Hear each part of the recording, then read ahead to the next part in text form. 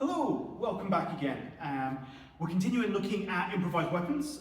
We've so far looked at quite a few. We're going to look at one of the more odd ones today, which is the long flexible. So something flexible with a weight at the end.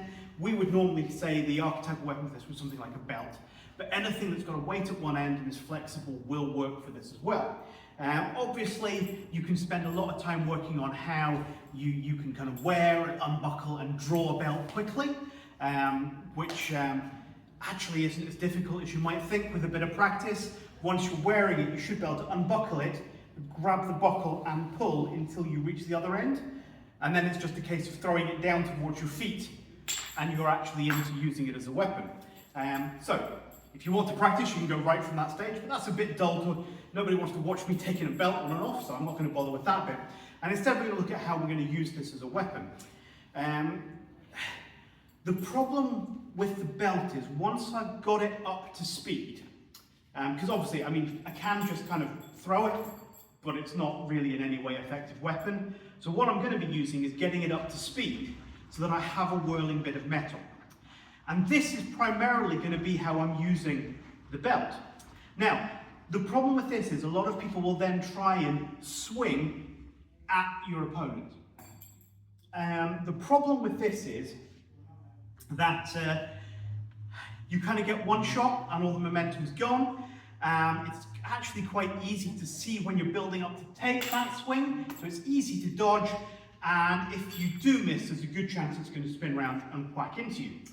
Now, that means when you're learning this, you're going to hit yourself a lot. So we don't advise people to learn with an actual belt, and instead we tend to use a substitute. This is a tie with a stress ball sewn into the end of it, which means I can still get that same momentum, but it does mean if I hit myself with it, it's going to hurt. I'm going to know I've been hit, I'm going to get a bruise, but I'm not going to like crack my skull open. So, the trick of this, once I've got it, is rather than aiming attacks, I'm going to use this to control an area of space. And I'm going to do this by using a figure of X motion in front of me. I'm creating a space in front of me that is whirling metal, okay, in this case, whirling stress ball. But then it is my attacker's choice if they want to approach me, if they have, say, a knife or something, or even just unarmed. If they want to attack me, they've got to decide if they are willing to walk into that or not. And the chances are, more often than not, they will find easier prey. One thing I should say is once I've got it up to speed, to stop it, you either need to dead it on the ground, or if you're feeling a little bit more fancy, you can always stop it on the sole of your shoe. So as it comes over, it hits the sole of the shoe and wraps around. So you'll probably see me doing that as we're going. So I get my spin here, I get used to taking it across, get my spin on the other side. Once I'm comfortable with that, I should be able to spin backwards and forwards to create that web. I can also, I missed it there, that's not a good start, go the other way. So I can have an upward swing as well.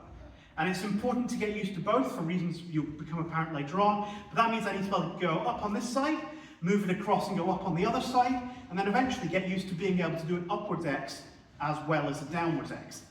This one is much harder to stop.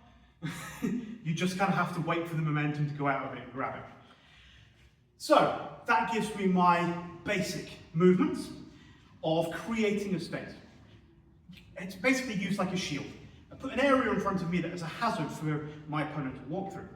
I can, if I want, cheat the attack a little bit. If I want to do something more as an aimed strike, the only one I've really found that's useful or works is if I let it wrap around my hand as it comes over, and then if I turn my hand over, it throws the ball, or the end of the belt, on a trajectory through the center of my opponent's head.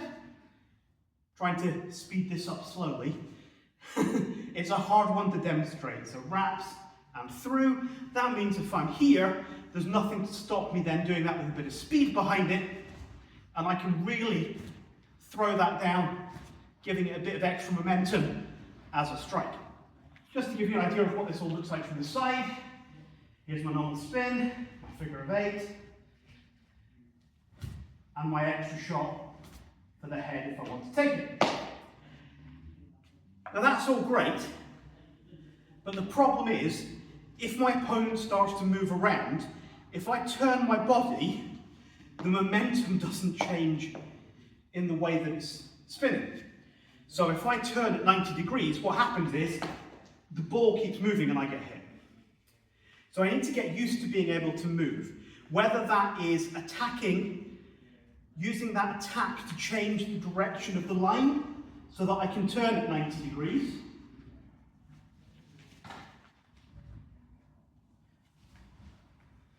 And there are options for doing that. I can move around slowly in that way. If I need to turn right around, what I'm going to do, I'm going to face this way so it makes sense. If I'm facing this way and I'm spinning over the top, I'm going to turn as I do my diagonal down. But as I do it, because of the way the belt's moving, I'm going to have to switch to an upwards as I turn. So I'm going downwards here, I go diagonal, and it goes into an upwards on this side. Equally, if I throw it across to the other side, so it's coming up, and now I'm back to going forwards again. So I can be quite happily working here, change 180, now I'm working on an upward swing, change back again, and I'm now back to my downward swing. So really, it's getting comfortable with moving around without hitting yourself and keeping that area in front of you protected. So hopefully that's made sense. It's been quite interesting. The other thing I would say is you can also stop it and use it just as a flexible length between you, but I'm going to cover that next week when I am looking at two-handed flexible, because obviously it comes into that when I have a flexible line between my two hands. So we'll cover that next week, and I think I've probably just talked enough about spinning belts. But if you want to give this a try, it's a nice easy one to pick up. It's a good fun little bit of play to have to get used to controlling that as a useful weapon. And also if you want to sew a stress ball at the end of the tie, perfectly safe for sparring, which is quite fun as well, trying it out against different weapons. So something to have a bit of a play with. It's one of my favourite improvised weapons. So yeah, give it a try and tune in next week and we'll be looking at the two-handed flexible and we'll pick things up from there. Till then, have a great week.